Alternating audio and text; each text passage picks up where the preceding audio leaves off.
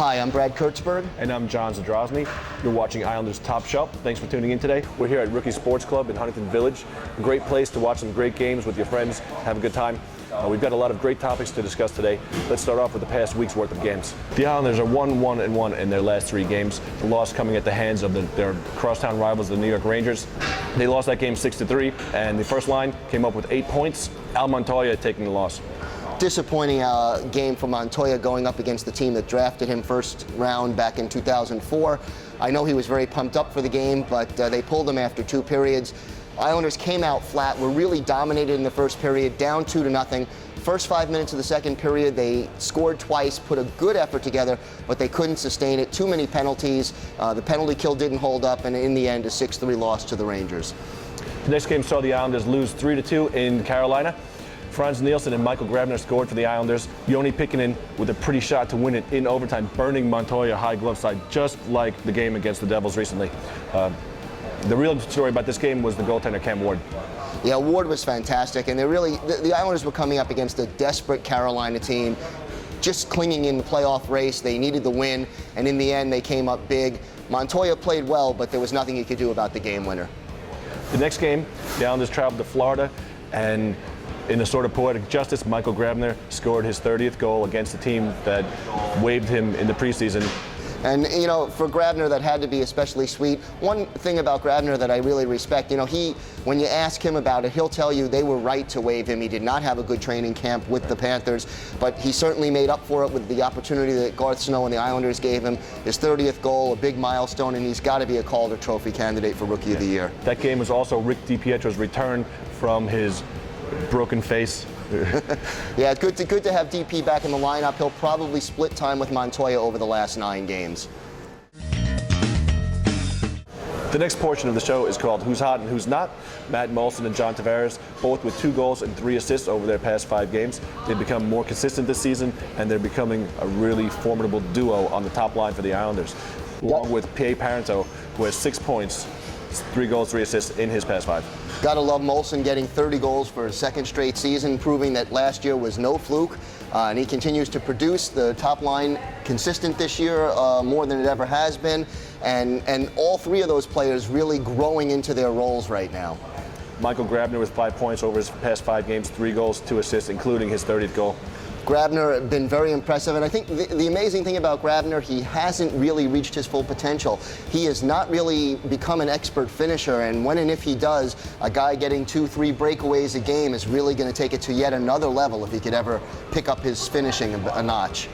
Blake Como on the who's not hot side with 1 point over his last 5 games. It's been such a problem for Como throughout his Islander career. He'll go through a 5 or 6 game stretch where he's red hot, and then a 5 or 6 game stretch where he's invisible.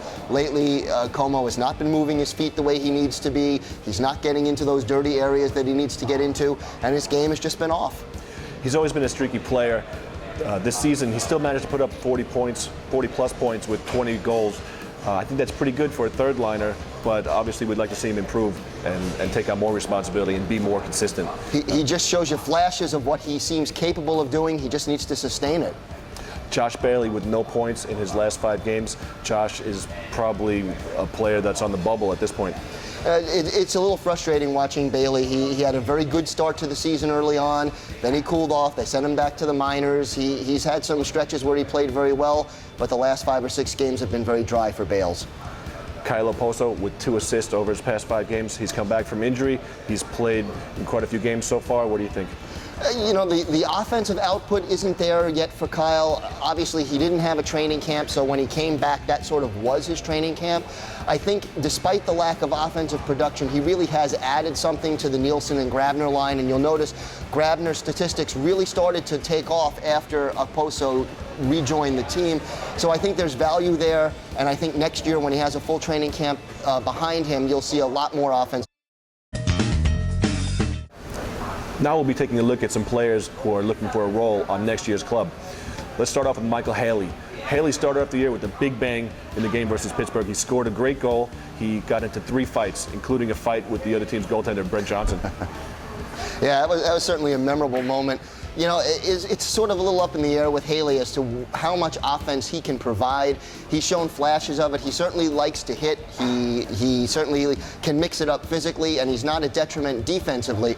It just remains to be seen whether he's a fourth line or third line player and whether the Islanders have room for him next year. Yeah, he only has 3 points in his 18 games up. But I have to admit, it's really fun watching him out there. You know, he's like a pinball bouncing around between players, hitting everything that moves, and he's a scrapper.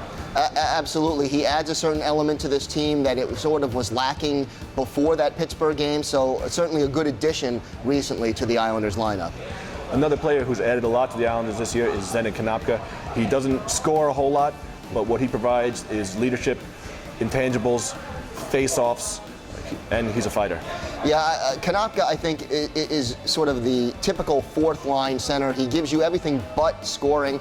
He's a leader in the locker room, one of the top 5 or 6 players in the NHL on face-offs, adds some experience to a young team. He is an unrestricted free agent this summer, and I'm pretty sure if the price is right, Garth Snow would love to have him back. Another player who hasn't played much this year, but he's a career Islander. His name is Trent Hunter. He's on the contract. Does he have a chance to make the team next year? Do you think they're going to buy him out? Or? It depends. I think the largest question is he healthy? I mean, we haven't gotten a full season out of Trent Hunter in the last 2 or 3 years. If he can come back healthy and win a job in training camp, I think the Islanders would welcome him back. His salary is not that high that he would sort of break the bank. Whether or not he still has enough physically to contribute remains to be seen. Doug Weight is another player. He's towards the end of his career now. He hasn't played a full season since the 2005-2006 season. I don't think Weight will be back as a player, but the rumors that have been going around the Coliseum are that Doug Weight will have a role with the organization next year, whether it's scouting, coaching, public relations. That remains to be seen, but I think this is the end of Doug Weight's playing career, and it's been a distinguished and gratifying career since he started way back with the Rangers in 1991. Right. Another player who's on the bubble, like we said before, is Josh Bailey. He's had ups and downs. He started the season off on fire for a couple games and then fell off the radar. He was sent down to the minors. He came back, started off well again, and then just faded into obscurity again. So he's been inconsistent, and when he's out there in the defensive zone, he's starting to seem like he's lost. I don't know what's the matter with Josh. I think Bailey still remains part of the Islanders' long-term plans. These are growing pains. They sent him down to the minors the last possible day they could under the terms of the collective bargaining agreement. It seemed to help him at first. He still needs to get stronger, needs to get bigger, and needs to get more consistent, but you got to remember he's only 21 years old. He still has time to develop both physically and sort of get the experience he needs. Bailey, I think, remains a part of the Islanders' long-term plans, but they are starting to watch him a little bit. Now, do you see him as a center or as a winger? You know what? I think wherever the opportunity, wherever the need arises, and wherever he can establish himself, I think that question is very much up in the air still. The Islanders have 68 points as of now, and they need 11 more points over the final 9 games to equal their output of 79 points from last season, where they finished with the 5th worst record in the NHL. Being in this position, though, is nothing short of a minor miracle when you consider the 1-17-3 streak they went through earlier this season. Yeah, I mean, it's impressive that they've come this far, and they certainly, I think a lot of credit has to be given to Jack Capuano when he took over as coach, that this young team, after the 1 win in 21 game slump, didn't give up on their season. They rallied, they came back, and they made a nice little run of it to at least be on the periphery of the playoff discussion come March. So credit to Capuano and this young team for not quitting, and I think in the long run this season will be looked at as a step forward. The injury bug bit them pretty hard in the preseason with Kyle Oposo and Mark Streit both going out with shoulder injuries. Now it's the end of the season. Oposo's been back for a while, but Streit hasn't played a game. He's been practicing with the club. What are the chances of him coming back this season, and is it worth it? Well, you know what? I think you have to look at it this way. If it helps his confidence, if it sort of gets that idea that he's back on the ice out of the way, then yes, it's worth it to let him play a game or two and get that out of the way. If they feel that by bringing him back it risks further injury and could set him back, then no, he shouldn't see the ice. Now we're going to be taking a look at the Islanders' defense and their offensive production. No defenseman on the team has more than 4 goals in this season.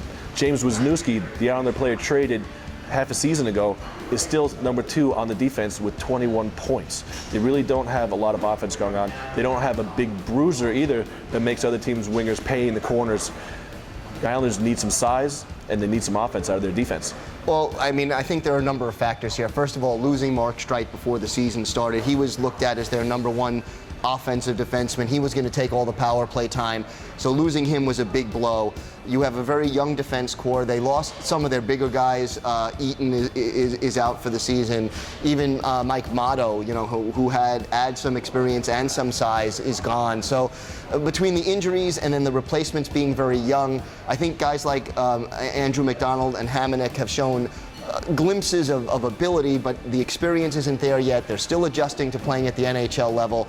So between the injuries and the youth of the players they have replacing them, the result is there's not a lot of offensive production.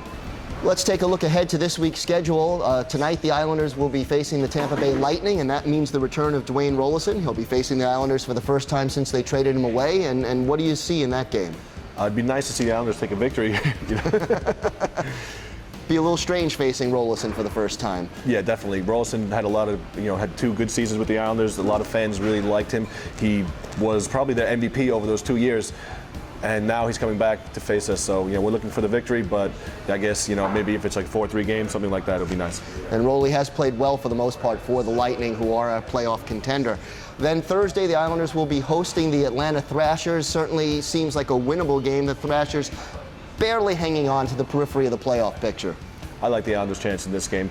They've been playing well at the end of the season. They don't have as much pressure on them, but they've been putting up a good fight against all teams, so it'll at least be competitive.